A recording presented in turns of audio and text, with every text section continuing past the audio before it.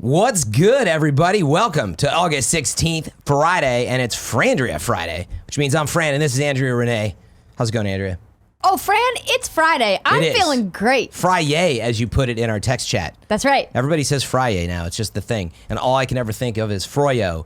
I don't know why, but anyway, we are capping off the week, just so you know, with a little bit of Xbox Scarlett hype news, a little more details that came out of E3 in a GameSpot interview. Anthem's lead producer is taking off, going somewhere else. We got some other good stuff like NPD numbers, but more on the news in a second. Of course, if you don't know, this is Kind of Funny Games Daily. I haven't been on the show in a while, so we'll see how I do with this. But this is Kind of Funny Games Daily. Just throwing Fran into the fire. I was like, I've hosted enough this week. It's Fran's turn. I love doing it. So it's funny. I just jinxed myself, everyone. Anyway, you know it's Kind of Funny Games Daily at 10 a.m. live every day of the week. You can find us here on Twitch TV/Kind of Funny Games. Many of you don't watch live, though, and that's quite all right. You can also find us on YouTube.com/Kind of Funny Games. So pretty easy to find those in both places. Or on podcast services around the globe. Or even on roosterteeth.com. There you go. Exactly. It's true. You can also be a part of the show, and we would really encourage you to do that. We always love to have you be a part of it. You can head over to patreon.com/Kind of Funny Games. Bronze members and above get to write in, and silver members or above get the show ad-free. All right, a little bit of housekeeping this week. If you don't know already, Tim and Greg and Andy are up at the Canadian National Exhibition in Toronto right now.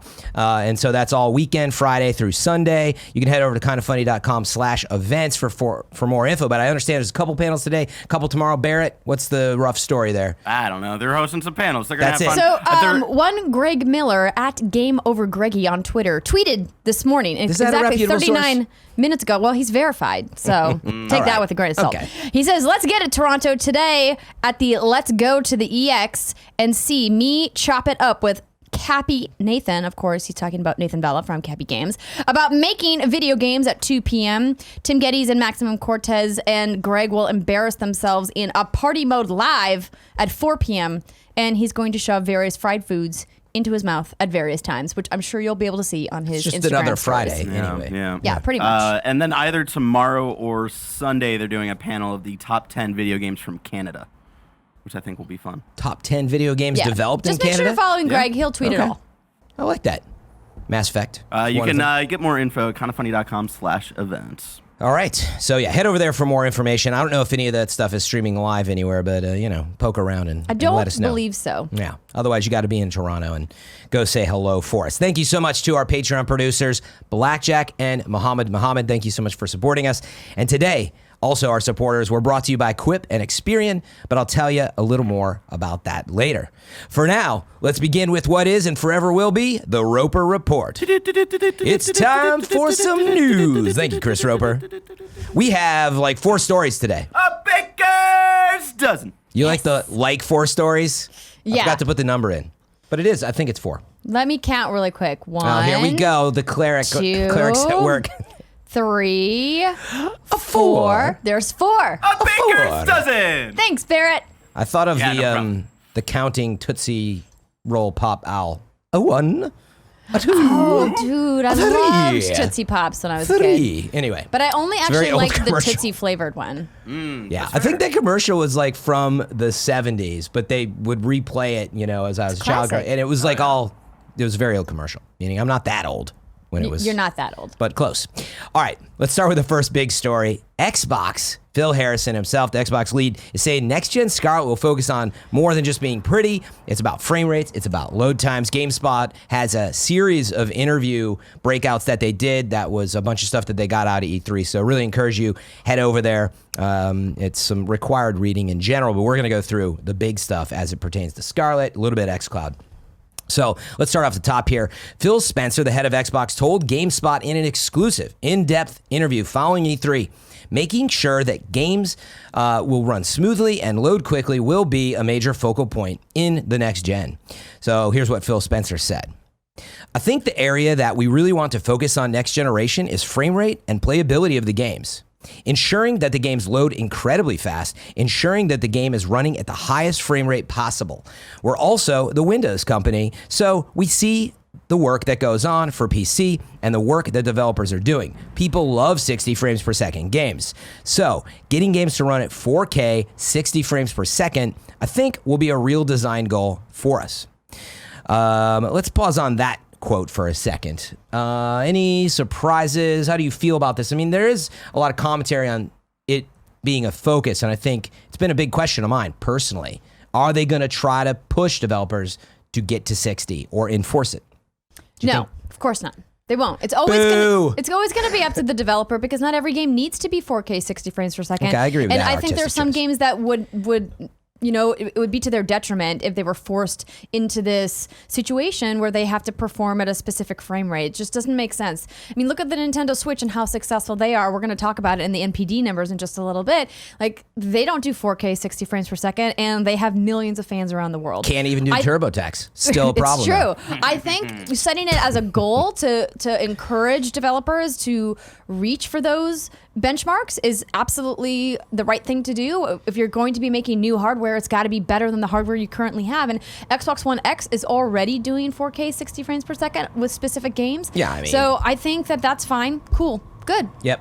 Yeah, I paused on the topic because I'm personally passionate about it, as many of you know, as much as I get labeled the PC guy. It's funny because I've been an all-console guy in general as time has passed, but Nintendo, very long time, but I've always had a PC in the background, and even when I was like covering Nintendo 64, the frame rate was always focused. There was a lot of games that ran 20 to 30, but the ones that hit 30 were like, oh, thank goodness. And it does make a difference, so I'm passionate. But what I would say is, one, I agree with what you said, as much as I look at a game like God of War, and I personally would make it, if I was in charge, I'd say it's a mandate. You need to support 60 frames a second as an option. I know you want to give this other cinematic option, but as an action game, I'm the head of the studio. I'm requiring it. I would love to see stuff like that, but I also understand that if Corey and team are like, no, artistically, we just totally disagree with you, and we're not going to do that, and it would create some rifts there. There is a preference, so I understand that. But I do think there's a lot of games that strive for too much technology, for lack of a better way to put it, especially when you get new next-gen stuff. You just start piling on. It's new hardware, and you're getting used to stuff. And the next thing you know, it doesn't run at 60. It runs at 40, and so you just lock it at 30. And I would hate to see too many games doing that when they should be pushing the other direction. So that's how I feel about that. Thanks. Rant over. So the other part of the quote that he said here was a little more about the resolution, right? I'm just talking 1080p 60, 4K, not even that. I would love to see it. But anyway, continuing with the news part here. Phil said, the thing that's interesting is this generation, we've really focused on 4K visuals and how we bring both movies through 4K Blu-ray and video streaming. And with Xbox One X allowing games to run at 4K visuals will make really strong visual enhancements next generation. But playability is probably the bigger focus for us this generation. How fast do games load? Do I feel like I can get into the game as fast as possible while it's playing? How does it feel? Does this game look and feel like no other game that I've seen? That's our target. So it was both in terms of the load times and just really high fidelity. And we know that PlayStation was the first out of the woodwork that said, no, we're going to blow your mind with our SSD drives in solid state drives in PlayStation 5, and we know Xbox has seemingly the same focus. So that's not really news, but it's nice to hear again, right? Any thoughts on that? Yeah, man. Yeah, you didn't. This is like been a cool story, bro article. It's like a paragraph based on some info we already had. This to me is like the minimum that they should be shooting for, right? Like they came out the gate, Xbox did, with that video saying this is what we're working on for the next generation. It's going to be super powerful and super fast, and we're working with super cool devs, and Xbox is going to be awesome. And I'm like, yes, that sounds great. Yeah, I'm here for it. Yeah, it's interesting. It's just a little more flavor text, but as little information we have on Scarlett and Next Gen, I'll take all of it. And, I would add one more phrase to your repertoire, Phil. What's the smell? If you watch Gamescast, you'll know what I'm referring to. So what's the smell of the game? Very important, perhaps more important than anything else out there. I'll have to go back and find out what episodes I've said that in, but it was Red Dead was one of them. I'll have to go find it, but it's kind of caught on. All right, backwards compatibility and cross-gen play is also a topic that was brought up. So Xbox wants to ensure that players still have access to all of their older games as they move into a new generation of consoles. So here's what Phil said. We really like the reception. We really like the reception and the use that we've seen through the Xbox One backwards compatibility program, making sure that all 4 generations of content, so the original Xbox games that run on your Xbox One today, the OG Xbox, the 360 games that run on your Xbox One, your Xbox One games, and the new generation games, all run on the next platform. That is important to us. We want to respect the games that you've bought from us. We want to make sure that the generations can play with each other. So if you happen to adopt the next generation early and somebody stays back, that if their games are on both platforms, you'll be able to cross-gen play, Now that deserves a round of applause. All right, Andrea's finally impressed everybody. Round of applause. Yeah, so Xbox made that a focus with the Xbox One this generation, as you just read, and I'm excited to hear that they are going to stay focused on that commitment into the next generation and saying, you know what, we've already done all this legwork to make these games backwards compatible. Let's just keep it going. Yeah. And I think that's a real commitment to the consumer to say, hey, we respect the value of the dollar that you earn, and we want to make sure that the game that you bought here, we can play over here. Yeah. Yeah, you don't feel left behind. You don't feel forced into the new ecosystem. We know they got xCloud coming. We'll talk in that in a second. But this is definitely where game makers like Sony and Xbox are taking the generation of gaming. But I feel like the industry as a whole is kind of heading there. Meaning, I don't know with Nintendo that we're moving quickly in that direction. But Sony and Microsoft seem very focused on the idea of, and even Stadia, right? Play anywhere, be on whatever device, cross-gen play probably in some respects there too. Like let's say maybe someday Stadia supports older PC play and who knows. But I think the good example here that's been on my mind, and it was really good to read this, is I've been playing a lot of Sea of Thieves lately, and I was like, man, this game is gorgeous, and I really just think they're working on a port, but an upgrade, and who knows, maybe a full-on sequel, Sea of Thieves 2, but I'm like, I can't wait. I think this is going to really shine on the next Xbox Scarlett.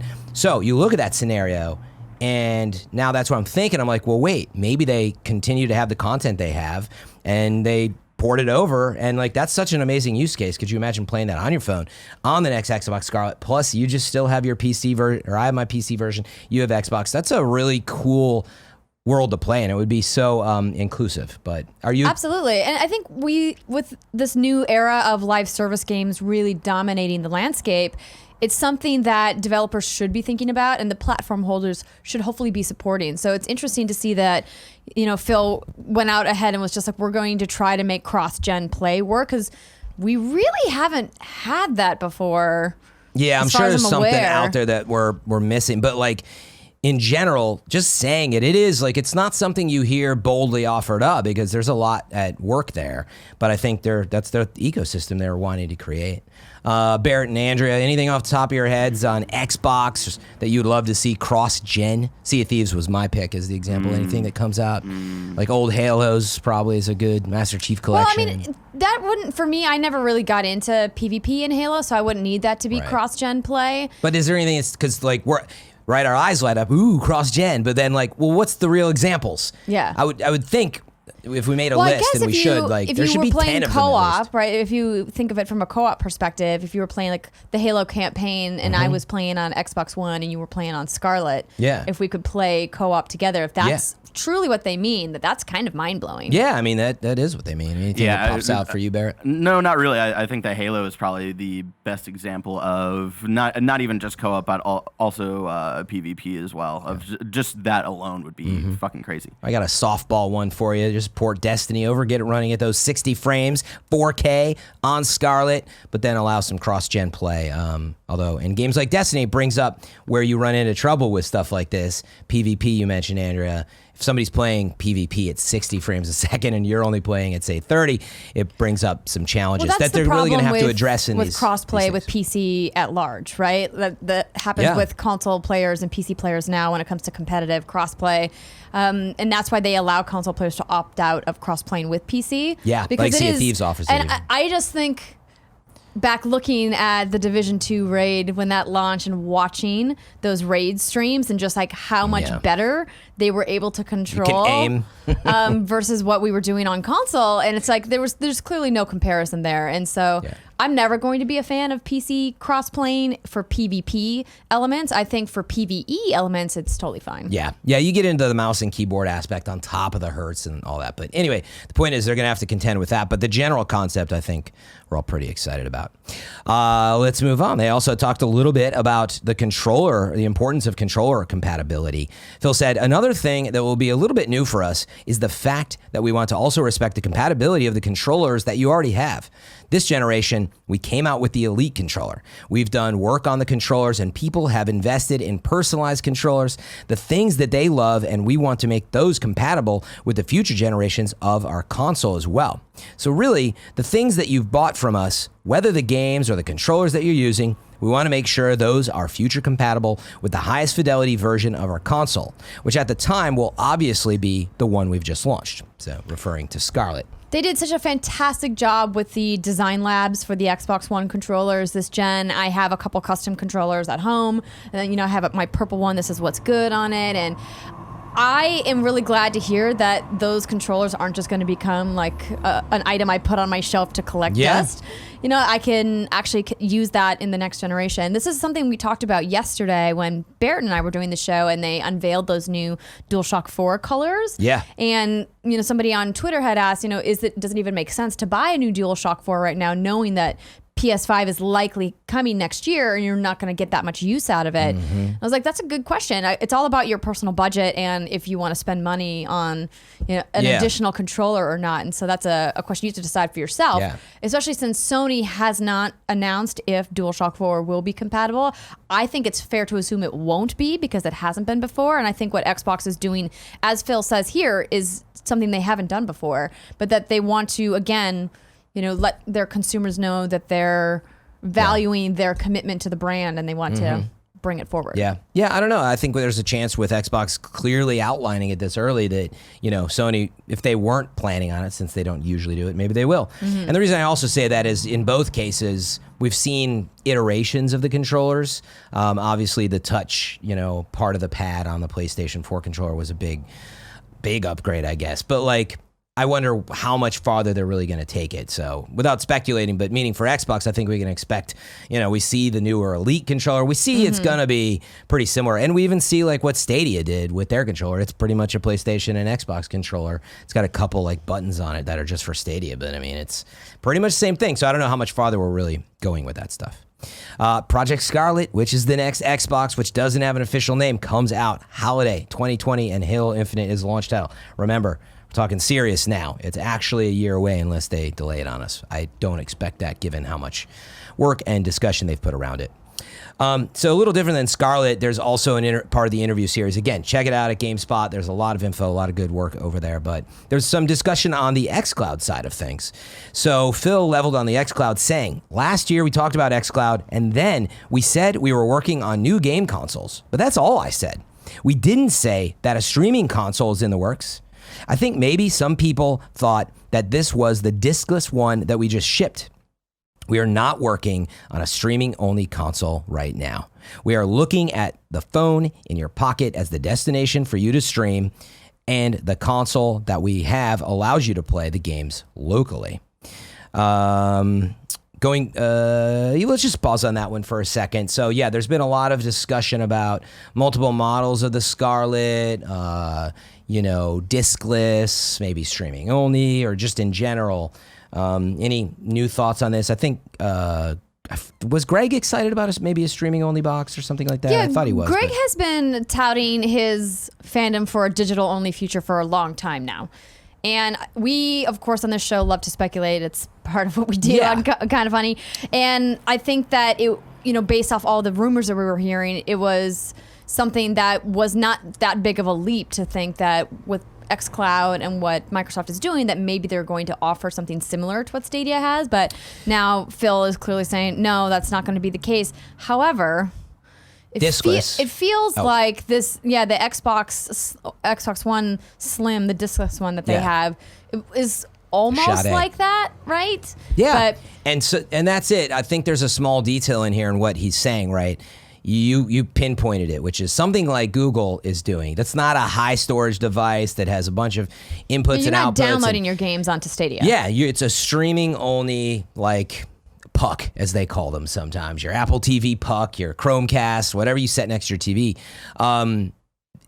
I still think there's a chance that Scarlett will support a diskless, digital only. So that would be a little different. But if you're thinking maybe they'll have this puck, right now it doesn't look like they're doing that. That frankly would be a lot to be coming out the door at once. And I know there's been discussions too of like, well, if xCloud works so well, why can't the new Xbox One S just be the xCloud streaming device for that if you want? I mean, obviously it's not as cheap. Well, it seems like you will be able to stream from this device, but also if you want to download your game because maybe you're going on vacation and you are bringing your console with and you're not going to have access to high-speed internet where you're going, so you want to download your progress instead, then that seems like something you'll be able to do with the Scarlett, which I think is a nice hybrid machine. And I think what Phil's really saying here is that they're not trying to make Stadia, they're trying to make an additional destination because they know that you carry your smartphone with you wherever you go. And so they want to capture some of that time away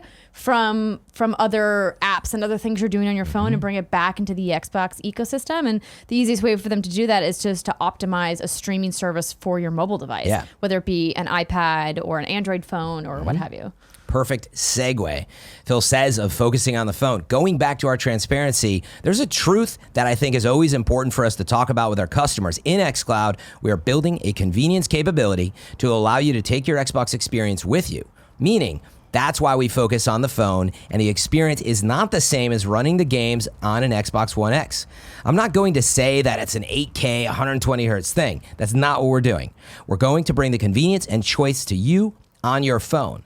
You can jump into a party, we can voice chat. Everything works the same as it does when I'm sitting with my console with a community and content perspective, but you're running it from a cloud, which is going to feel different. Now, there was taken as an excerpt later in the interview. There was also some context around there's going to be a little lag there. He said, nobody should tell you there's no lag, when they talk about this stuff. So there's some challenges to get over. But I think the interesting part and why I pulled it was that the phone is clearly the big focus point, like you just said, Andrea. And I think we're all thinking about the puck, the streaming, and what Stadia is doing, which absolutely is relevant. But xCloud is very much focused on the phone. And I can say, having gone to E3, I went to a Stadia demo, TV, 35-inch, 40-inch, whatever it was, with the laptop hooked up.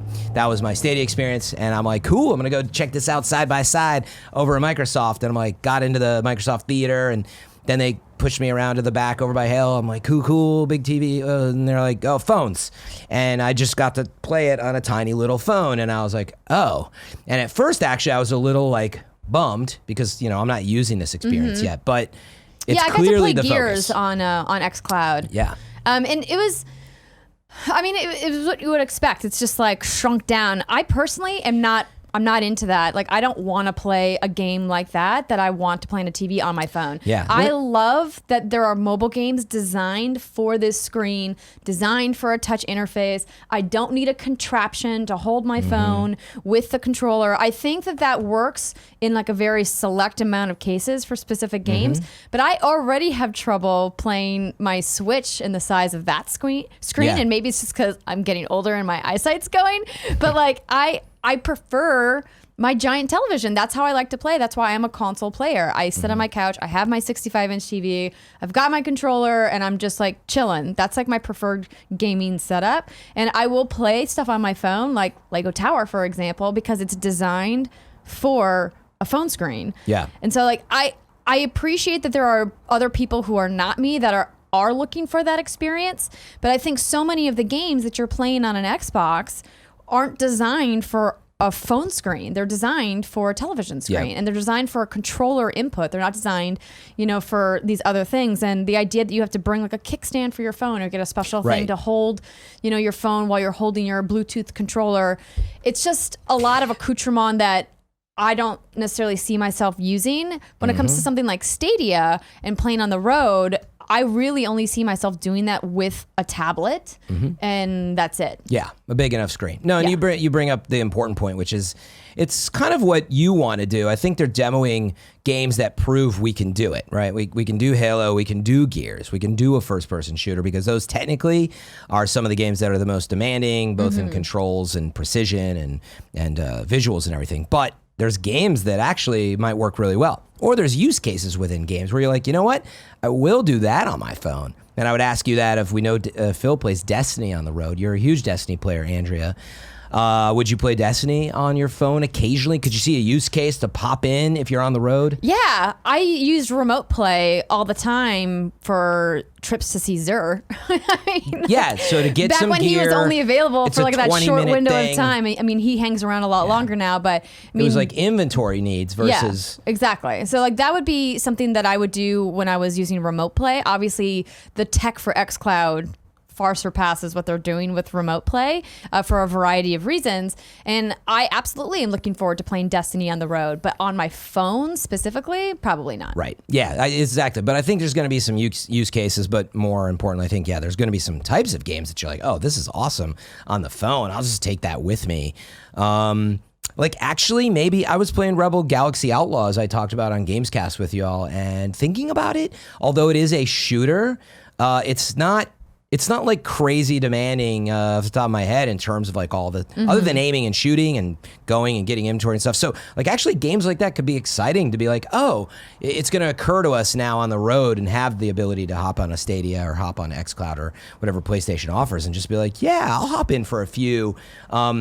Which again, until we do it, I think it's hard to wrap your mind around. But overall with you, I don't want to play like core. And I have the big iPhone and it's still too small. Yeah, like overall with you, I don't want to raid in Division or Destiny on the phone. Like that's not for me. Even a tablet, unless it's running really fluidly at 60, but remains to be seen. Anyway, I'm excited for next gen. That's why I was really wanting to talk about this at the top of the show. Anything else to add on Scarlett or xCloud? No way, man. We got lots more news to get through. Lots of good stuff. I know. We went on that one for a big one. Hope you all We're 26 minutes in. I know, right. Barrett. Tell Fran to pick up the pace. Let's talk about NPDs. This stuff, the rest of the stuff just rolls off the tongue. NPD numbers are in. Nintendo is sweeping July, but Madden took the crown. This story comes way of games industry biz.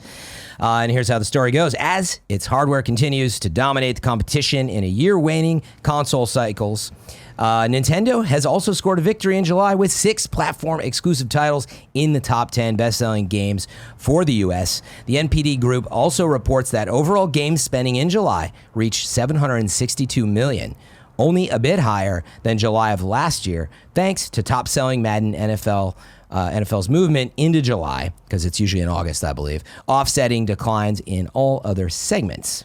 So interesting. July is up over last year, but actually only because Madden showed up instead of in August. So actually, we'll see how August looks about a month from now. Hardware's decline was 22% year over year. So down 22% in terms of hardware sales to 169 million, with only the Nintendo Switch seeing gains, a trend that has been going on for months now that seems likely to continue through the end of the year as the PS4 and Xbox One wind down their release cycles. The Switch remains the best-selling hardware platform both for the month and year to date. Any commentary on where we're at with this so far, Andrea? It's a lot of info. I think this is all like pretty predictable. Yeah, exactly. And something I think to keep in mind is that August numbers I think are not going to suffer, most in part because of Fire Emblem Three Houses, which had its best series debut here in the U.S. And of course, we still have Control coming at the end of the month from Remedy, which I'm excited to start playing. And then there's like several other releases that are happening Monster this Hunter's month in as September, well. right? It was. I think it was August last year, but it's in September this year. So yeah, actually the top 10, I'll just read them real fast, and then maybe we can decide if we want to pull out some more of these stats. So top 10 was as follows: Madden NFL 20, followed by Fire Emblem Three Houses. Then Super Mario Maker 2 at 3. At number 4 was Marvel Ultimate Alliance 3, The Black Order. Coming in at 5, Minecraft. Coming in at 6, Grand Theft Auto 5. Hanging in there, GTA. Coming in at 7, Super Smash Bros. Ultimate. Coming in at 8, Mortal Kombat 11. Number 9 was Mario Kart 8. And at number 10, The Legend of Zelda Breath of the Wild. Man, a lot of just... Yeah, a lot of like strong, Nintendo showing in there. It's funny that when I saw Zelda, I was like, wow, what a powerful system seller and just like a must-have title. We don't see Super Mario Odyssey up here. We see Mario Kart and Zelda, right? So it's kind of interesting to see. I think what people are picking up when they're finally deciding to get a Switch, right? It's probably where this comes or from. they got Odyssey when they bought their Switch, since that was a big holiday push when that game originally came out, and maybe they didn't get Zelda because it came out when the Switch launched. But why summer all this? Like, why play it now all of a sudden? I don't know. Maybe they were doing a discount. The word's out, everybody. Zelda's good. Didn't they release something semi-recently? Am I misremembering that? What, like DLC or something? Yeah. No. I feel like They haven't there's done just been such an ongoing discussion. Like, it's everybody's favorite game. It's one of the greatest games of all time. It is. So, like, why not play it now? It is. There's a big debate that's been going on Twitter, I think because IGN was talking about it, but like, what's the best Zelda? Is Breath of the Wild one of the best games of all time, or is it the best? You know, all the above. So anyway, back to the NPD stuff. Was there anything else in here that was like must know?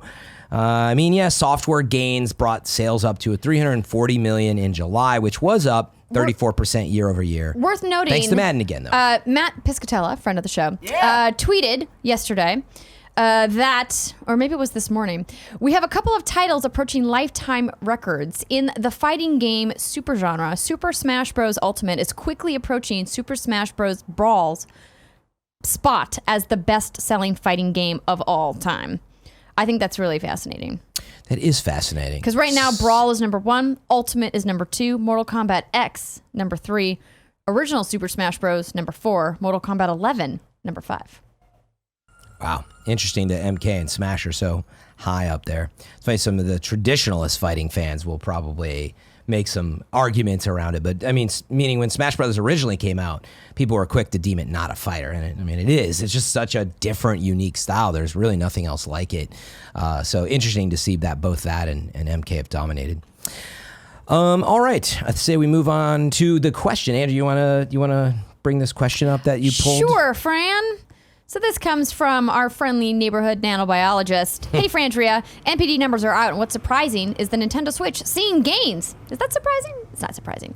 With the Lite on the horizon and a new model of the current Switch released without any fanfare, I'm surprised that they are still going up. Wouldn't people be holding off on buying a current model if they knew the Switch Lite, a cheaper version, is coming out next month? Or am I just in a gaming bubble and have no idea what the Lite is actually not being advertised at all currently to keep the more expensive model sales up? Maybe the Switch, like the 3DS, will always be a hot seller because its price point and people clamoring to get their hands on one. Would love to hear what you guys think. I hope you both have a great weekend. You too, nanobiologist. I effectively haven't just seen, asking how is it still selling when we know I haven't seen new a models coming? major push for Switch Lite. The thing that I expressed my concern about when they announced the improved version of the original model, in the all red box, was that this was going to happen, is that consumers wouldn't know which version to get if they don't have somebody explaining to them, oh, hey, by the way, Nintendo made improvements to the hardware. You're going to want to buy the new Switch, not the original Switch. Yeah. I don't want the Lite anyway because the controllers don't come off. I want a Lite just because it's pretty and it's cool. And if I'm at the park, I'll be like, oh, who's that cool kid? Hey, cool kids. But one thing I was going to bring up here is a good way to think about it is, I know what you're getting at, Nano. You're like, yeah, like doesn't everybody know? Yes, you are in a informed gaming bubble. Most people who are buying this stuff are not nearly as informed as you. And I'm not saying that they're dull or anything around it. Like people read the news, but they just don't watch Kind of Funny Games daily, and that's their loss. You should tell them. But the point is, I was going to equate it to something like the iPhone, right? Like everything like this has a heartbeat, and that's what you see with NPD numbers. There's a heartbeat. It's not suddenly going to come way down just because there's a new model coming. In fact, until the new model's out, you won't really see the transition start to happen. Is normally what happens. So yeah, now that it's in stores now. Yeah. Oh, look at this, it's still not. What's the release date? Let me double check this. Breaking news. Speaking of the be Switch, careful of those. Switch Lite. You can trust Nano. I'm checking the. Switch Lite is September 20th. Oh yeah, I think they were referencing. That shows how. They were referencing the September 20th. slight update that the regular Switch got that's now in stores. Yes, the new edition. Yeah. Right, that the battery is slightly improved is basically all that it is. And apparently, they changed the processor so the battery consumption's better is basically. And apparently there's some differences with the screen. Oh yeah, the screen's slightly different, right? Yeah. All right, Andrea is checking on some breaking news.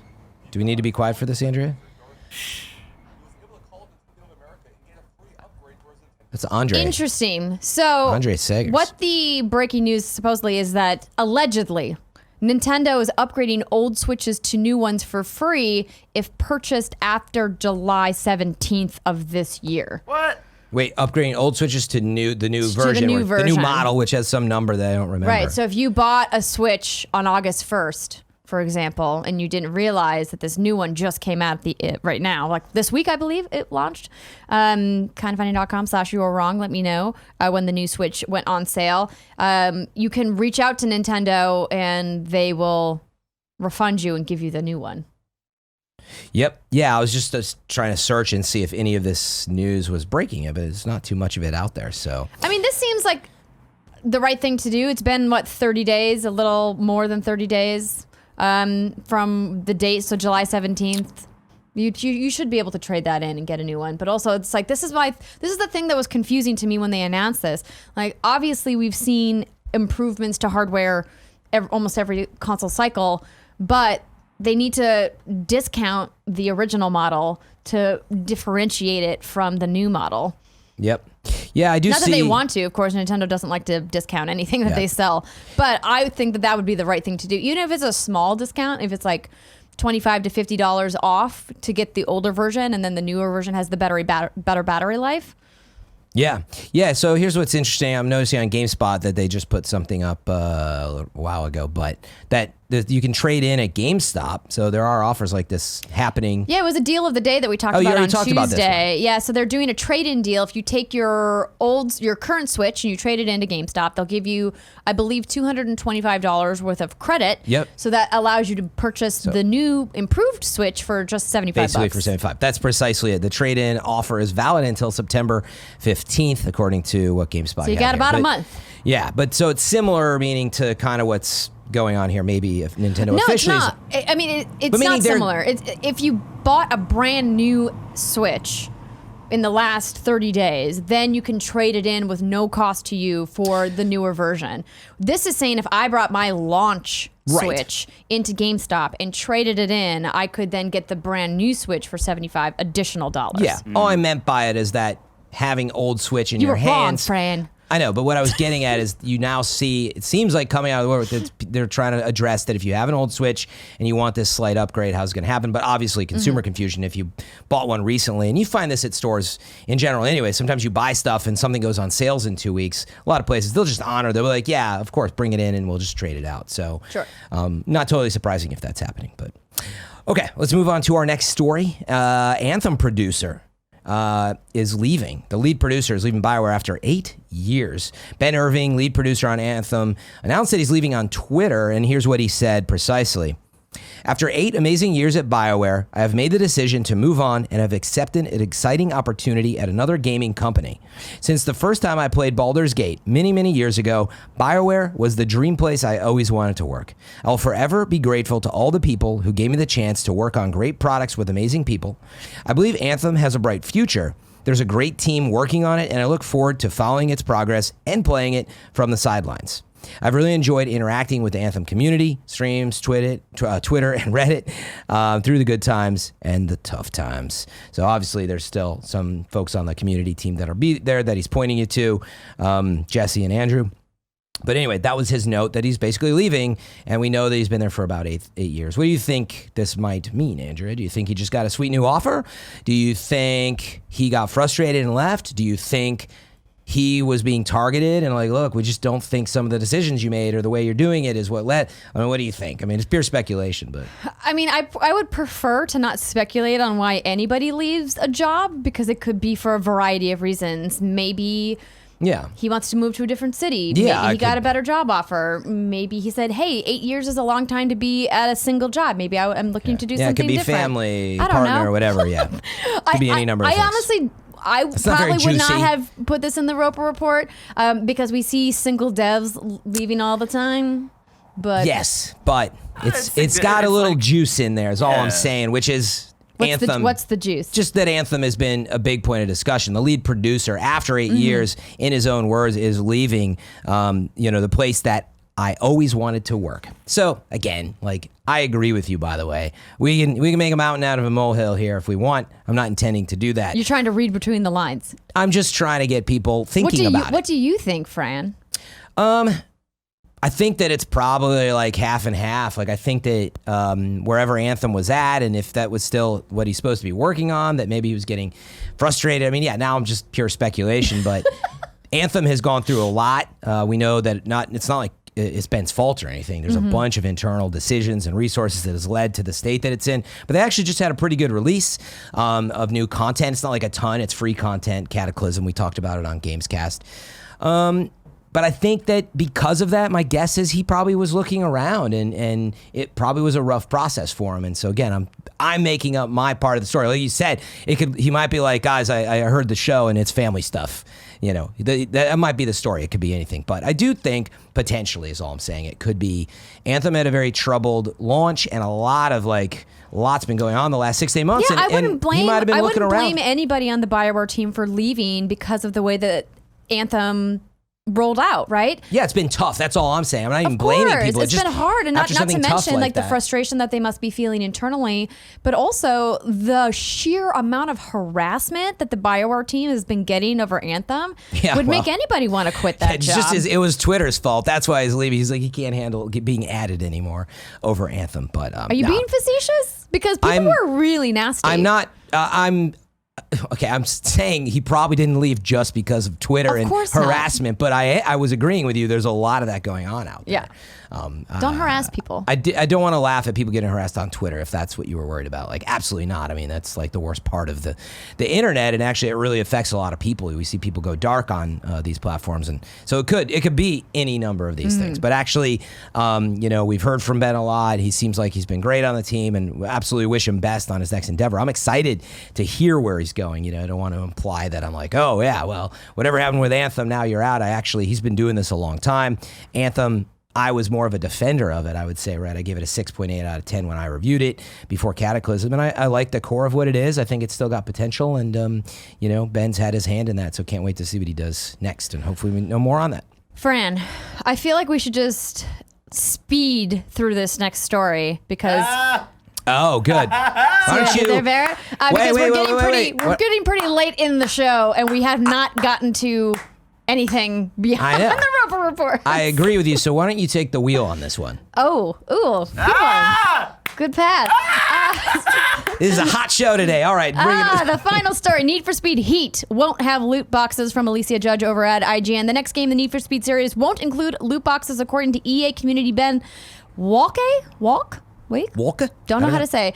He replied on Reddit saying there are no loot boxes in Need for Speed Heat, and there won't be. We plan to have post-launch paid DLC in the form of car packs. So I think that is just like the crux of this story, that the team came out and said, yo, we're not going to do it.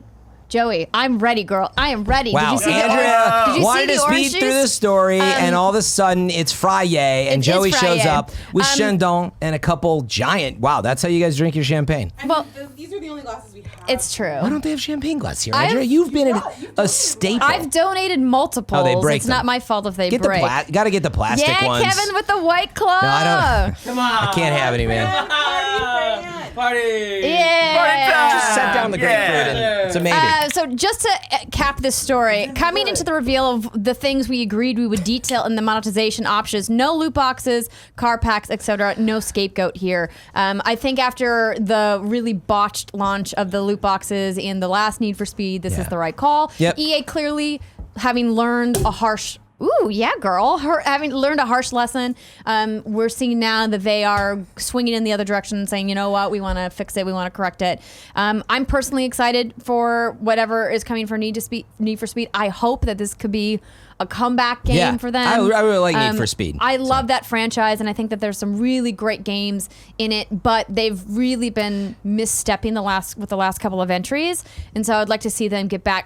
I enjoyed the trailer they put out earlier this week. It had a very Fast and Furious vibe, and if you look at the gameplay at the back half of that trailer, it looks pretty good. The gameplay looks nice, but we have to see it live in action first. Yep. So before we move on, I think, to the release dates and all that other stuff, why don't we get a little toast up here? You guys, yeah. Well, I'm not going to open it right now. I just can't. Man, I can't have alcohol at this time in the morning, guys. I'm sorry. How about before we pop our claws, we talk about our fantastic sponsors for this episode, since we are 50 minutes in That's what I was thinking. And If then you guys want to cheers our them. claws. Okay, we're gonna wait to do it after that. That sounds good. Yeah. Just trying to like keep a semblance of business before we go completely off the rails. Because I'm ready. I didn't know you were going to go off the rails. I brought these supplies to go off the rails, so I'm ready. Then let's take this brief moment to thank our sponsors, and we'll come back to release dates and cheers and much after that. All right. Now it's time to cheers and pop the tops. Well, you already popped the top. Kevin already popped his top. What? Pop your claws? If I don't drink it all, is that a problem? Oh, Friday! Okay. See, I hate the waste. Yay! Wait, I have no nails. I can't get mine open. Do you want me to help you? Yeah, wait, I want to pop it. God dang it, Kevin. You said I just needed a little nudge, man. Yay! Cheers, everybody. What are we celebrating? Claws out. It's Friday. Fuck yeah! It's Friday! Kevin, we had a clean show till you had to drop an F-bomb. You get one sip in you. Listen. I know that's not a thing here. Kind of funny's never a clean I show. know. Let's just The get F that doesn't straight. stand for funny. All right, let's get on and go back today, Fran. Yeah, wait, we got to go. But Wait, Xbox. Real quick. God dang, this show is just burn it. Burn it. Did you Now think that I'm back. you were gonna open that up, drink a little bit, and then we were gonna give you shit because you didn't finish it? No, I just hate wasting stuff. I don't really care what you think of me. Oh well, then don't waste it then. You know what I mean? Don't Real waste talk. Nice try.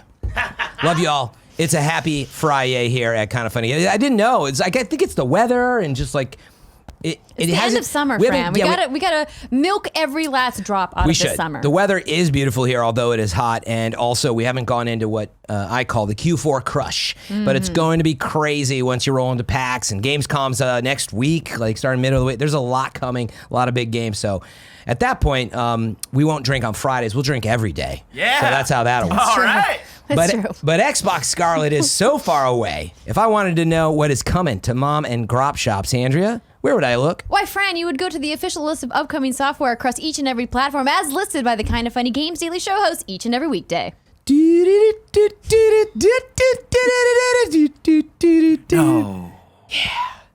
I don't know the jingle, but I thought that was pretty good. It's pretty good. Wasn't bad. That's fine.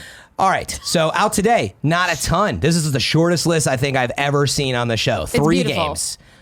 Aratana and the Twin Masks on Xbox One. Frandrea HD Collection is coming to Nintendo Switch. And Escape from Earth is headed to PC. We've got one new date. You want to give me that one, Andrea? Yeah, CI Games announced that Sniper Ghost Warrior contracts will be available everywhere with a global release date of November 22nd, 2019 for PC, PS4, and Xbox One. Gotcha. So I think the deal of the day was like look into this Nintendo trade-in stuff still. It's Nintendo Switch trade-in stuff. But if there's any other deals of the day that we find before the end of the show, Andrea, let me know.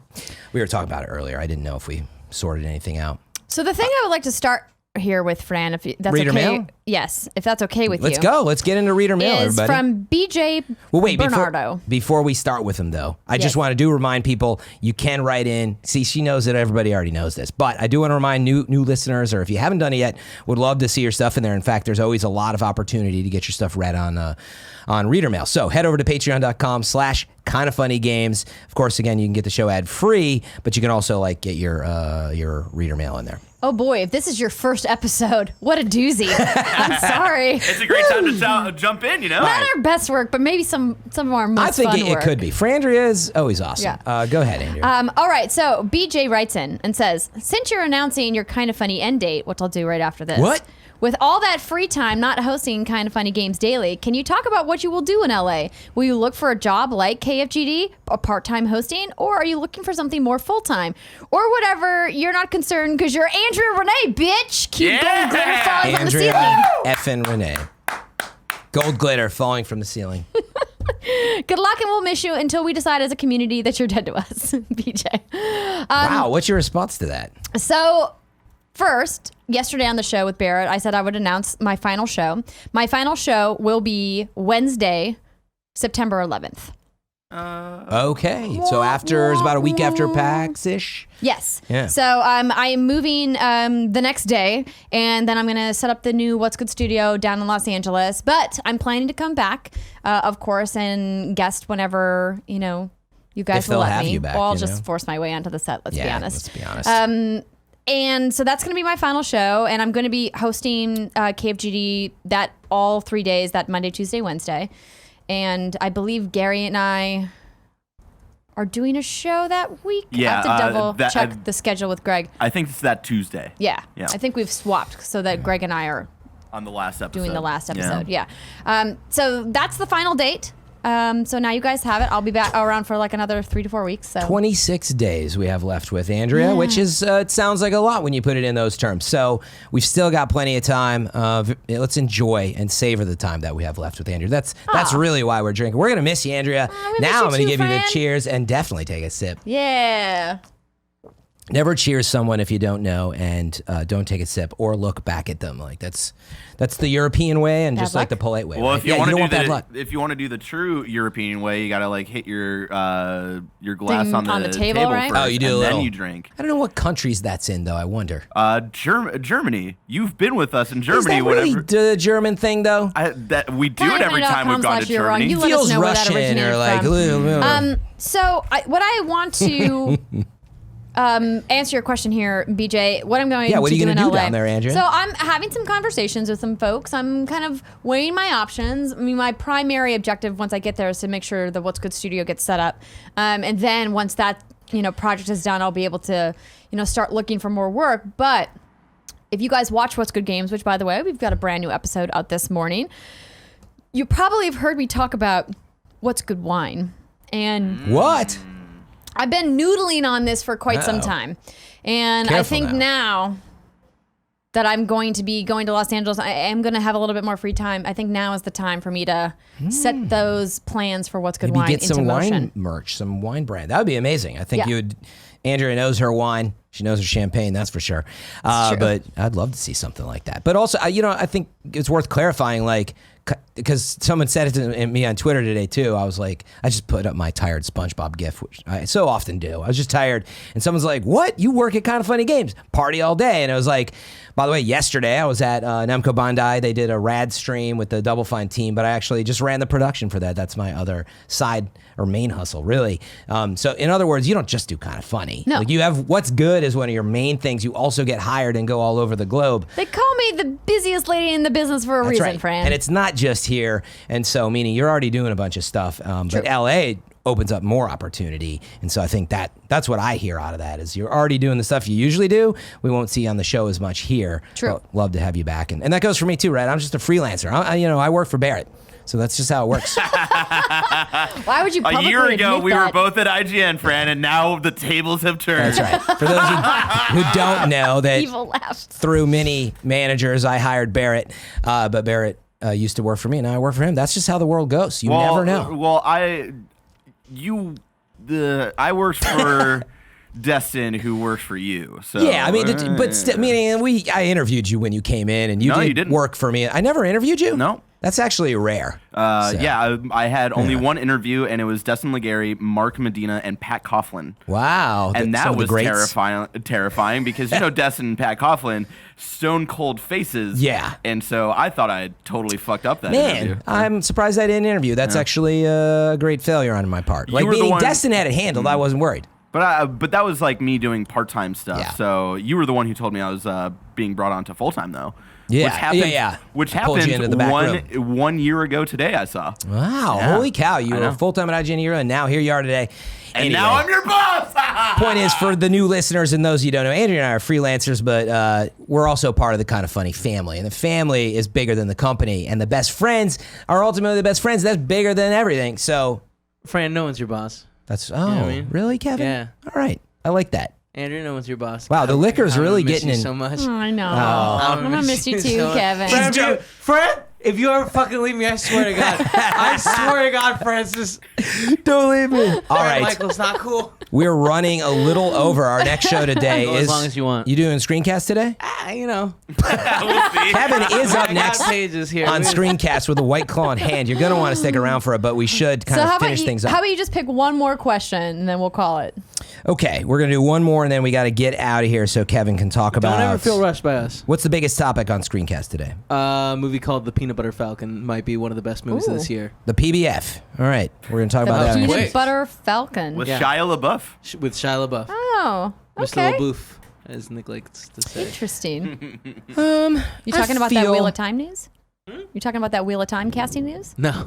Some nerd shit right there. Exactly. I want to wait till the trailer comes out. I don't want to like same thing with there's one other. Save it for screencast. Yeah, we still got to. Dune? Yeah. I don't want to talk about Dune because like I don't want to like people be like, oh, they always talk about Dune. When we have it something solid to talk about, I know casting seems important, but it's not important. What? Casting the leads so is important. kind of important, but that's all right. once You we never get a know till trailer, you see them, yeah, obviously. Exactly. Okay. Yeah.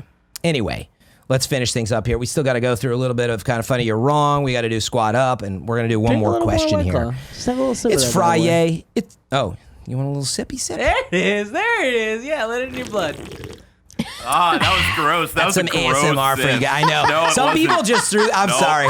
If you just put your headphones back on, I'm really sorry. That was not that.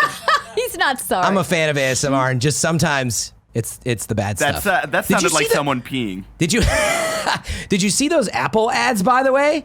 No. Oh my God! A different topic. I don't want to get. If y'all don't know, if you ever want to just like break me down, no, please don't do this here.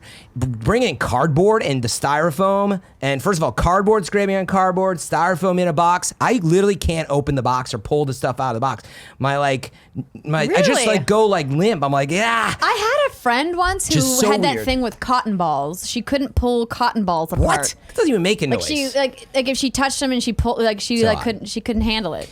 But anyway, just that sound. But if you haven't checked it out, Apple put up some long form ASMR, and it's like scraping wood with like the metal shaver, but like oh, it's awful. And whatever, it is a great viral campaign. If you want your ears to just melt off, then go listen to that.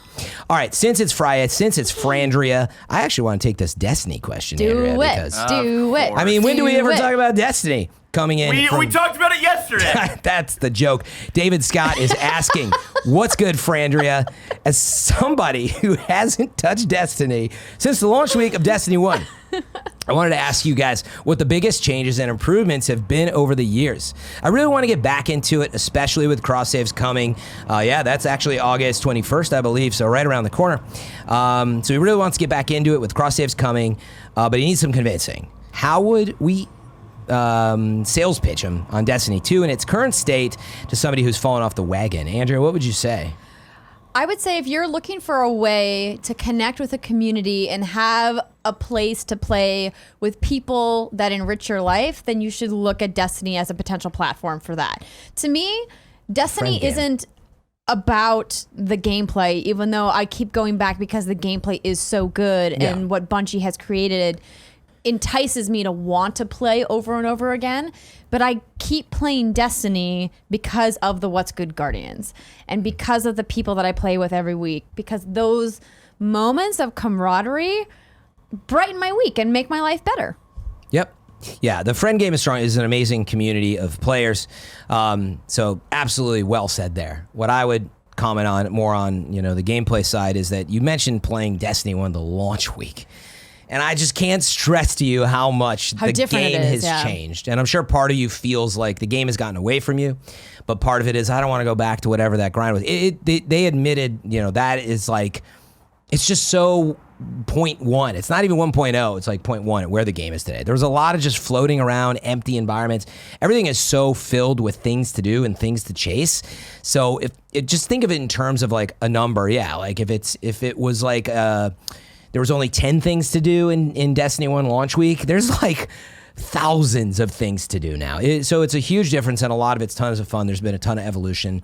Cool looking gear. It just, honestly, there's so much to do that it's overwhelming, and that's a really nice place to be. It is. I think about my pursuits tab where all my quests are stored, and I've had 2 of my 3 pages filled since Destiny 2 launched. And since Forsaken came out as well, like there's just so many different types of quests that you can chase if you want to or don't. Like there's some exotic quests, for example, for specific types of gear that I'm just like, you know what? I'm not really interested in that gear, so I'm not going to chase it, but it's there if you want to. And what I really also love about what Bungie has done with the lore in Destiny is they've kind of like trickled these breadcrumbs around the world in a really enticing way. And incentivize the community to work together to solve some of these mysteries and these puzzles, and to really create a fandom around the lore of the world and the universe that is Destiny. And I'm super excited for what they're bringing for Shadowkeep. I mean, not gonna lie, my gut reaction when we were going back to the moon was, oh man, the moon, we've already been there. Excited. I want to go somewhere new. But that being said, the more I've played and the more I've kind of dug back into the lore, because I do have the Grimoire book, that I'm like, you know what? There's definitely a lot of stuff that they've teased about the moon that we never discovered and never got to learn about. So I'm excited. It's quite for a more. bit larger, a lot of new stuff. And yeah, to end on this by saying, look. First of all, hop in and play the free version. Wait until October 1st when it comes out. So wait until New Light comes out. You can hop in and do that for free. If you're a little worried, just give it a taste. But what I would recommend you do actually is pick up the Forsaken pack, whatever it is at that time. You'll have to buy it in addition to the free version. Just give Forsaken a try. And honestly, that was the turning point lately in Destiny 2 in particular. Now, you missed a bunch in Destiny 1, but that alone, really nice production value, really cool. This Dreaming City, a lot to do. But that would lead you right into Shadowkeep really quickly. And remember, you can compartmentalize. You can jump straight into Shadowkeep if you want. So I would recommend checking that out. All right, so also in Destiny 2 is a squad up coming in from JuanMalvaes. I don't think we did this one yet. Hopefully not. It wasn't on yesterday, right? Nope. So JuanMalvaes. So the way you spell this is on Battle.net. Juan, Juan. Then Malvaes is Malvaes. We'll put it in the description, Barrett, or comments? Well, I think from what I see, I think their screen name is the Inferno player. Oh yeah, you're right. I'm sorry. Player. And actually, Juan, you know what? You might want to Juan, if you're out there listening, you should leave a comment because it looks like you're missing the number. And Battle.net normally has a number attached. So the player name, though, just in case this works, and you can search for it, and there's only one, is Inferno player. But that's INFRNO. INFRNO_player. But again, Juan, if you're out there, leave a mention in the comments, and there's usually a number attached to that. So he just said he's been getting back into Destiny 2 for the last 2 months, hit 750 about 2 weeks ago, and is looking to do the legendary quests. So that's for the Whisper, Exotic, and Drifter stuff. So there you go. All right, on to your wrong, and then we got to wrap things up because we got screencast around the corner with Kevin and team. Andrea, have you had a chance to poke in here yet? No. And you're wrong? You're yes, wrong. I'm literally in there that's right what I was now gonna say. Otherwise, going through some things.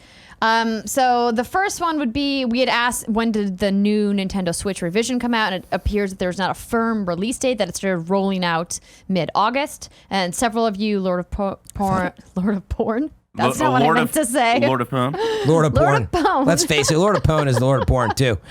And the Nano Biologist and Ilgrill Chill all wrote in about that. But they say that it came out last week in some cases. So, yeah, sorry, like it was weird. Like it started popping up at like GameStops. Sounds like they're just starting to ship it because it's Amazon released it like the next day. Yeah, it's a replacement SKU, so I think it's just rolling into stores, but it has started to roll out. We know that, right? Yeah. Okay, so we missed some new dates. Well, but it's not August 20th, so Nano Biologist. That's not a new date. That release date for Rad has been announced. Yeah. And I'm going to be talking about it on What's Good Games next week. I just did the live stream again for them yesterday with Rocco from Mega 64 and the Double Fine lead producer and some directors, artists were down there. It was a cool stream. Check it out on their Twitch Bandai Namco channel. And a couple of you wrote in as a deal of the day that the PlayStation Classic is currently just $20 on Amazon. $20 too much, am I right? Wow. Barrett with the hot take. Barrett not a fan of Ilgrill Chill's Let me see here. I pulled up my Amazon account. I'm trying to see PlayStation Classic. I see one for $50. Is this a Wario 64 affiliate link? I don't see one for $20. I need proof. Send me a link. Well, it came up twice, so I believe it. I don't. I literally just searched for it on Amazon and couldn't find it. Can't find it? All right, well. So yeah, I'm not seeing a Wario 64. I think that's it. Everything else is a lot of just like updated comments and stuff. So I do have a link for the PlayStation Classic. Oh, you do? Yeah, from Wario64. So make sure you guys go over to @Wario64 on Twitter. We always want to give him credit where credit is due. He does use affiliate links. Those help him. So please, if you are going to take advantage of this deal, click on his link in his Twitter feed. That is the business. All right, so we got to wrap up the show next Monday, though. And Barrett, I don't know if you have more to add to this, but we are going to be looking at the live Stadia Connect that is happening. I believe it's coming out of Germany, right? Yep. So that's at 9:30 to 10 a.m. Yeah, 10 a.m. No, it's at 10 a.m. 10 a.m. Pacific time. So more Stadia Connect news, and it's going to be me and Barrett with Greg and Tim. It's going to be a fun show. So I added it into the thing. So Monday, live Stadia Connect reacts with you and me at 10 a.m. Greg and Tim are going to be kind of touching down around that time. So hopefully the post show. So they will be joining us for the Gamescom live reacts segment after the Stadia reacts. Geez, no one invited me to come to any of these things. They're just on. Thanks, guys. I thought we were family. We just talked about it. You're leaving us, Andrea, okay? Yeah. And then after the over. Gamescom live reacts, there will be a Games Daily with Greg and Tim afterwards. Assuming they show up. So Monday's a little weird because we're doing live reacts to things and then Games Daily. So there won't be any live We Have Cool Friends, but We Have Cool Friends will be live on youtube.com/kindafunny Monday morning at some point. Oh, well, Got it. there you go. Thank you. It's going to be a big day on Monday, I guess. Yep. Also, if you haven't checked out, Kevin ran in. Kevin, we Will okay, there buddy? be White Claw Monday morning? No. Fuck no, we're finishing it today. Save it for your show that's coming. All right. If you haven't, if you're not a Patreon, you can't check out our Gamescast yet, but that will be out on Monday as well. But Andrea, myself, Tim, Greg, what we talk about? Borderlands 3, the redacted. The embargoed game is like fine now. What was that? Astral Chain. Astral Chain. Tim talked about that, so you can tune in and hear more about that. But you got to play Borderlands. I played Rebel Galaxy Outlaw. It was a really good show, so be sure to check that out. It's a fun one, this episode of the Gamescast. So if you want to view it early, patreon.com/kindoffunnygames. Yep. Otherwise, head over to youtube.com/kindoffunnygames on Monday. I think super early in the morning is when it goes up. So I don't think I missed anything. Andrea, I hope we get a Frandrea in before you take off. If not, like we said, I know we'll just do one after, but we'll make it happen. Right, I think. I'm sure. I mean, we have 26 days left, which is plenty of time. So we're going to miss you, but I'm not saying goodbyes yet because, like I said, it's almost a month away. It's true. But it's been a pleasure, as always, best friends, and a pleasure. Andrea, thanks for joining Frandrea Friday, and we'll catch you all very soon.